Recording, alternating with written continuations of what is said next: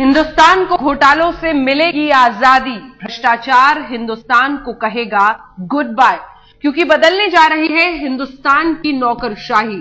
जिस civil services परीक्षा से मिलते हैं देश को चलाने वाले प्रशासनिक अधिकारी, देश को दिशा देने वाले नौकरशाह, उस परीक्षा में अब से ईमानदारी का भी टेस्ट होगा।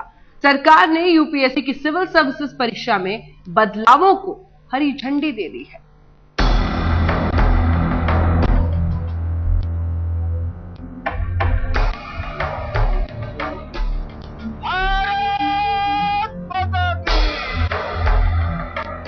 हिंदुस्तान में घोटालों के रिकॉर्ड बन रहे हैं। बढ़ते भ्रष्टाचार और समाज की तरह तरह की समस्याओं की वजह से लोगों में असंतोष बढ़ रहा है। इसके पीछे एक बड़ी वजह यह भी है कि जिन नौकरशाहों पर देश के तंत्र को दुरुस्त रखने की जिम्मेदारी है, वो अपनी भूमिका ठीक से नहीं निभा पा रहे हैं या भ्रष्टाचार में वो सिर से पांव तक लिप्त हैं। लेकिन इस नौकरशाही को कभी ना कभी तो बदलना ही होगा। नौकरशाही को कभी ना कभी तो ईमानदारी और क्षमता का परिचय देना ही होगा, ताकि हिंदुस्तान बदहाली के इस दौर से बाहर आ सके।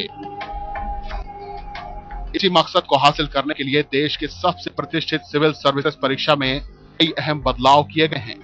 देश को नौकरशाहों की जमात देने वाले सिविल सर्विसेज परीक्षा में अब ईमानदारी का भी टेस्ट होगा। सरकार ने साल 2013 से जिन बदलावों को हरी झंडी दी है, इसके बाद सिविल सर्विसेज की परीक्षा में सामान्य ज्ञान और परीक्षार्थियों के एप्टीट्यूड यानी रुझान और योग्यता की जांच को काफी अहमियत दी जाएगी। यूनियन पब्लिक सर्विस कमीशन यानी यूपीएससी द्वारा कराई जाने वाली सिविल सर्विसेज परीक्षा में पहली बार ऐसा होगा जब छात्रों की ईमानदारी, निष्ठा और योग्यता की जांच के लिए अलग से प्रश्न पत्र होंगे। इस प्रश्न पत्र के जरिए परीक्षार्थियों में इस योग्यता की जांच की जाएगी कि वो सार्वजनिक जीवन और समाज की कठिन चुनौतियों से निपटने में कितने सक्षम हैं। सरकारी योजनाओं को जमीनी हकीकत में तब्दील करने की जिम्मेदारी नौकरशाहों की होती है। माना जाता है कि देश के सबसे होनहार लोग सिविल सर्विसेज में जाते हैं। सरकार ने कोशिश की है कि उनकी परख इस तरह से हो कि सिर्फ किताबी ज्ञान काम नहीं आए, बल्कि नए दौर की बदलती जरूरतों के हिसाब से वे खरे उतर सकें। कैमरामैन कृपाल सिंह के साथ बालकृष्ण, दिल्ली, आज तक।